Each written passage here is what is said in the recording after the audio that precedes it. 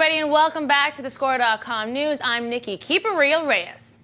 Okay, I know there's been a lot of parodies of those NBA There Can Only Be One split-screen commercials.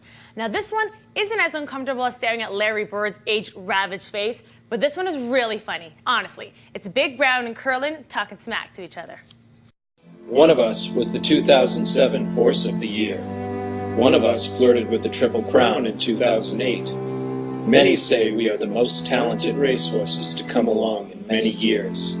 Except, of course, that one of us got beat by a girl at the Belmont. Oh, and one of us finished dead last with the whole world watching. Do you have any clue how hot it was out there? Yeah, nobody likes a sore loser. Then let's hope you keep your mouth shut after the Breeders' Cup Classic. You talk a lot of smack for a slow 3-year-old. Hey, Mr. Ed, want to see my pictures from the Derby? Those roses are gorgeous. Hey, Tom Durkin called, said you just crossed the line at the Belmont. I guess I'll see you at the Breeders' Cup. Unless you're afraid. All you'll see at Santa Anita is my butt getting smaller and smaller in the distance. Donkey. Gelding. Nag. Claimer. Ouch.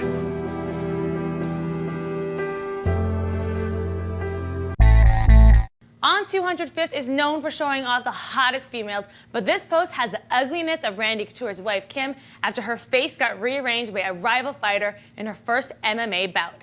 This badass chick suffered a broken nose and a broken jaw and kept fighting. Look closely at the pic. It's split down the middle of her chin. Looks like a damn Picasso portrait.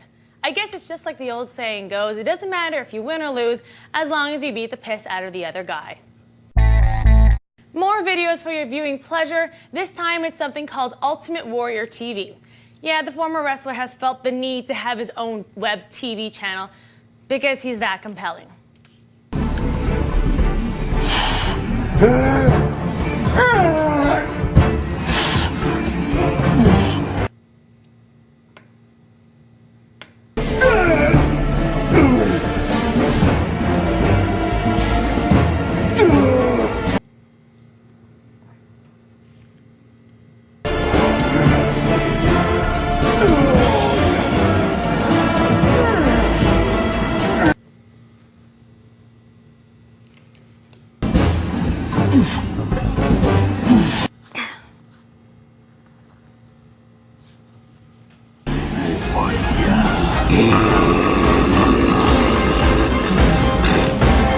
Now, if you made it to the end of that whole painful video, I applaud you.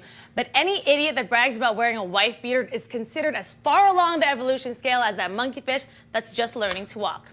Your family must be proud. Tell me how my ass tastes. Yeah, you heard me. Shaq is at it again, starting a new chapter in the Shaq-Kobe rivalry. And this one is great. TMZ.com has some wicked video of Shaq freestyling in a New York club, and his choice of words is nothing short of fantastic. Check it, you know how I be. Last week Kobe couldn't do without me. You know how I be. Last week Kobe couldn't do without me. I call myself big, but I'm not as good as Biggie. I call myself big cause I live next to Diddy. Excuse me, Diddy lived next to me. So in the hood, dog, I feel like B.I.G. Cause if Biggie was still here, he would be right there on Star Island in the mansion somewhere chilling, sitting on about $500 million. Cause me and Guns combined, that's $500 million. For real, dog. Now that's B.I.G. Ain't nobody in the world do it bigger than me. That's like a white boy trying to be more than me. That's like a homeless cat having more figures than me. That's like Patrick Ewing having more rings than me. That's like rappers having car strip things than me. That's like you saying to yourself you're better than me. That's like Kareem saying to himself he's better than me. Now stop, think about that. It ain't about that. It's about B.I.G. aka Big Shaq. Now that's the difference between first and last place. Kobe, tell me how my tastes. Okay, Kobe, tell me how my tastes. With these two in the West together, this year's matchup between the Lakers and the Suns will be nothing short of entertaining. Tell me how my ass tastes. Tell me. One last video before we go, and it's not gross, sick, mean, rude, or any of the possible adjectives that describe the Score.com news. It's a clip of George Carlin's football versus baseball. George Carlin passed away earlier this week at the age of 71, and he will be sorely missed.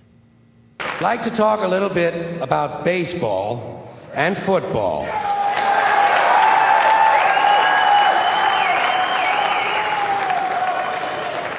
Baseball begins in the spring, the season of new life. Football begins in the fall when everything is dying. In football, you wear a helmet. In baseball, you wear a cap. And finally, the objectives of the two games are totally different. In football, the object is for the quarterback, otherwise known as the field general, to be on target with his aerial assault, riddling the defense by hitting his receivers with deadly accuracy, in spite of the blitz, even if he has to use the shotgun. With short bullet passes and long bombs, he marches his troops into enemy territory, balancing this aerial assault with a sustained ground attack which punches holes in the forward wall of the enemy's defensive line.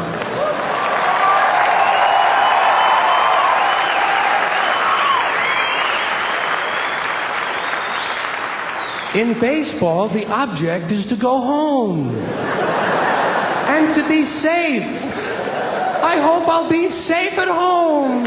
Safe at home. That's it for me. I'll be back next week with more-ish, videos from around the web.